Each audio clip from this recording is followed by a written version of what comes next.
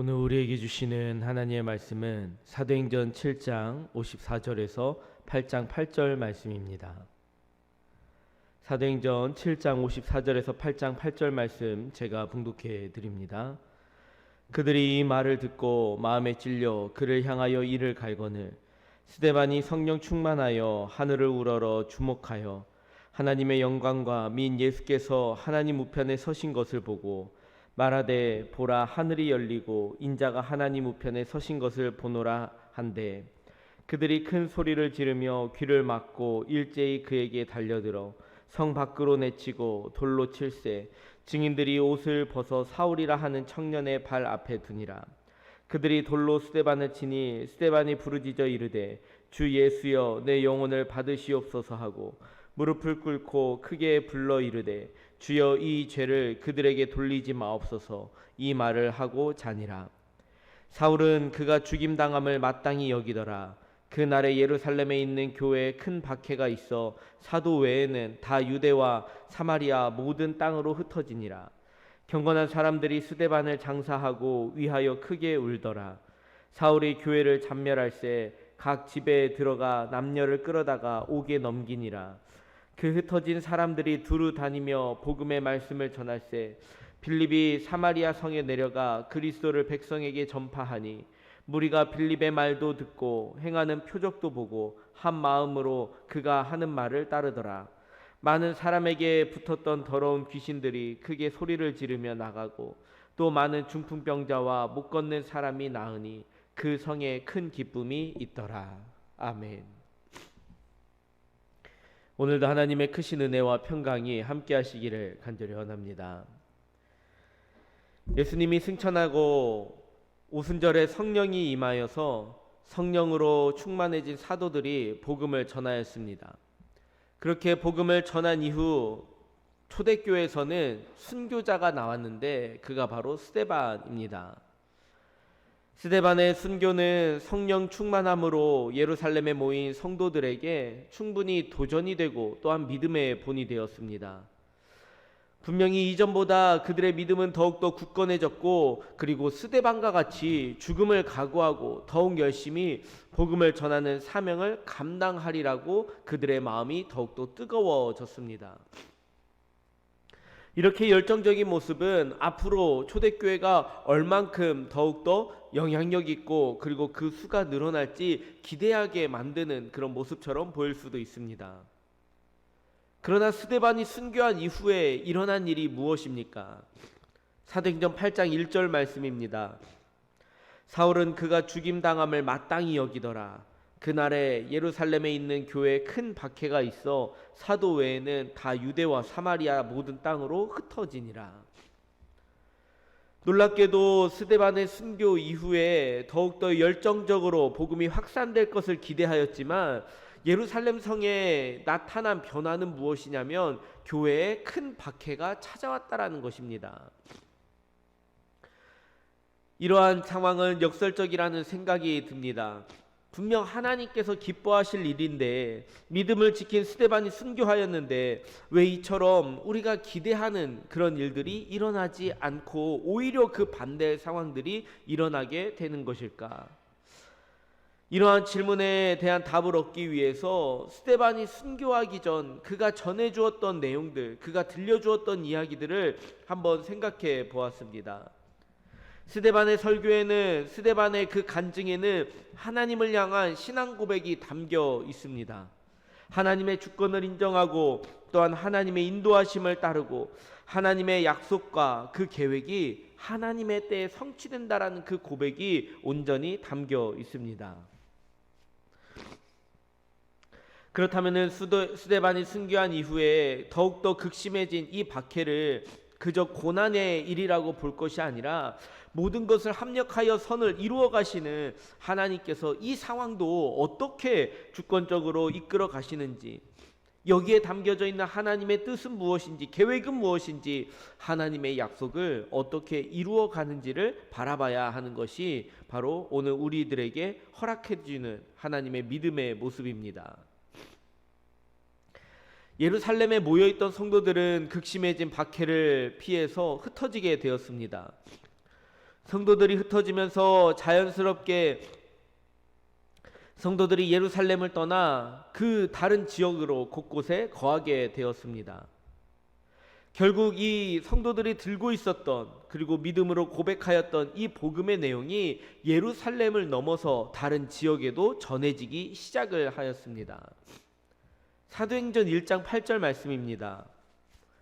오직 성령이 너희에게 임하시며 너희가 권능을 받고 예루살렘과 온 유대와 사마리아와 땅끝까지 이르러 내 증인이 되리라 하시니라.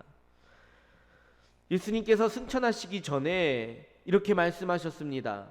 너희들이 성령을 받게 될 것이고 그 성령이 각 사람 위에 충만함을 경험한 사도들은 예수님께서 행하셨던 기적과 표적을 나타내었습니다. 복음을 전하는 능력 있는 모습으로 변하였습니다. 이러한 능력의 결과로 베드로가 설교할 때 3,000명이 회개하면서 돌아오고 성전에서 말씀을 전할 때는 그 말씀을 듣고 예수를 믿고 따르는 자가 5,000명 이상이 넘었습니다. 그렇게 모인 성도들은 새로운 공동체, 바로 초대교회 예루살렘에 모여 그 교제하면서 신앙생활을 하게 되었습니다. 여러분, 그러나 이것은 예루살렘 안에서 일어난 일입니다. 예수님이 말씀하신 대로 성령이 임하였고 권능을 받았는데 그 이후에 놀라운 이 변화와 부흥은 예루살렘 안에서만 이루어지고 있었습니다. 그러나 하나님의 계획은 예루살렘에서만 이 새로운 공동체가 생겨나고 교회가 생겨나고 그들이 하나님을 예배하는 자들이 모이는 것이 아닙니다.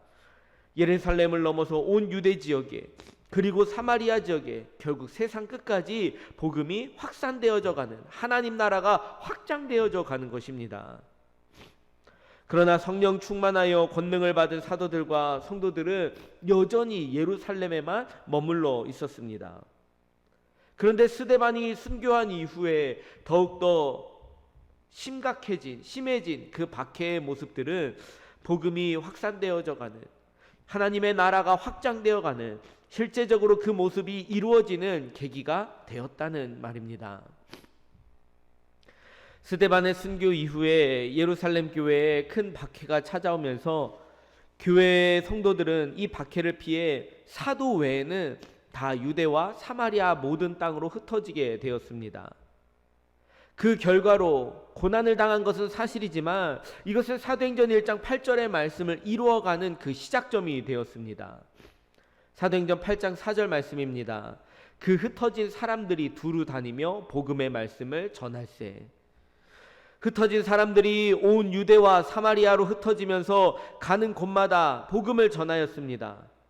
오늘 함께 읽은 말씀이 사도행전뿐만 아니라 정말로 하나님 나라를 이루어가는 이 교회사에서 중요하게 여겨지는 이유는 예루살렘에서 시작된 이 교회가 여러 지역으로, 여러 나라로 퍼져나가는 그 모습을 보여주고 있기 때문입니다.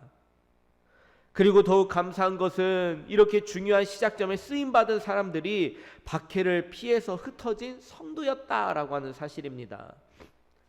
예수님과 함께하는 제자들이 아니었고 이름도 없는 무명의 성도들을 통해 복음은 점점 예루살렘을 넘어 유대 땅으로, 그리고 사마리아 땅까지, 그리고 땅 끝까지 전해지게 되었습니다. 그렇게 흩어진 사람들 중에 이름이 나오는 한 사람이 있는데 그 사람의 이름은 빌립이라는 사람입니다. 사도행전 8장 5절 말씀입니다. 빌립이 사마리아 성에 내려가 그리스도를 백성에게 전파하니.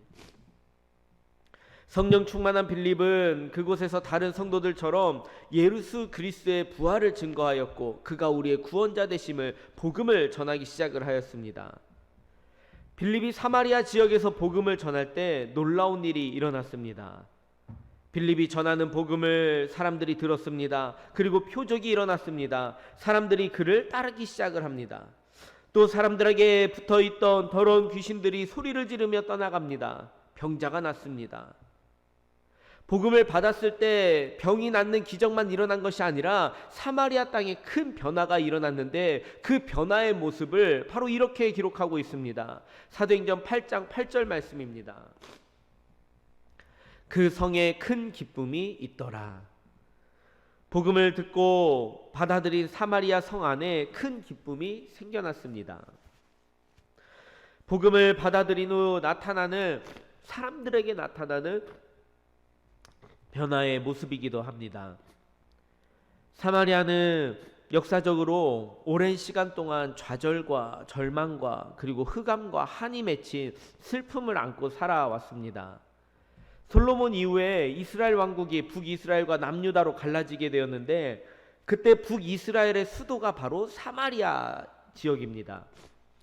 그러나 북이스라엘은 아시리아에 의해서 멸망을 당하였습니다. 이 아시리아 제국은 정복한 나라와 민족들을 통치하면서 그들은 혼혈 정책을 사용하였는데, 그 혼혈 정책의 결과로 아시리아 사람들과 이 사마리아에 있는 사람들이 결혼을 하게 되었습니다. 사마리아 지역에 있는 이스라엘과 아시리아의 그 피가 섞인 후손들이 태어나기 시작을 하였습니다. 하나님께 택함을 받은 선민으로 이 혈통, 피를 중요하게 여겼던 이스라엘 백성들은 이방 민족과 혼인하여서 태어난 그 사람들을 사마리아인이라고 부르면서 그들을 철저하게 무시하고 배척하였습니다.